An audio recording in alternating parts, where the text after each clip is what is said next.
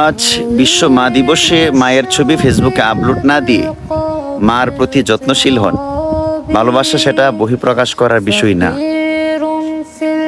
প্রকাশ তো সবাই করতে জানে। যে ছেলেটা তার মার সাথে দূর দূর করে ব্যবহার করে, সে ছেলেটাও ফেসবুকে পোস্ট করে আমি জান্নাত দেখিনি কিন্তু মায়ের হাসি দেখেছি, অথচ সে তার মায়ের কোনো কদর করে না।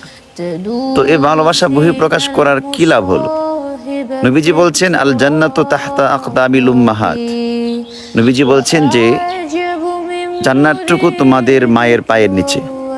যে জান্নাতের একটু জায়গা কিনতে গেলে দুনিয়াটা 10 বার বিক্রি করতে হবে। সে জান্নাত যদি মায়ের পায়ের নিচে হয়, তো বলেন তো মা কতটুকু দামি। সুতরাং মায়ের প্রতি যত্নশীল হন, মার সাথে কখনো দুর্ব্যবহার করবেন না।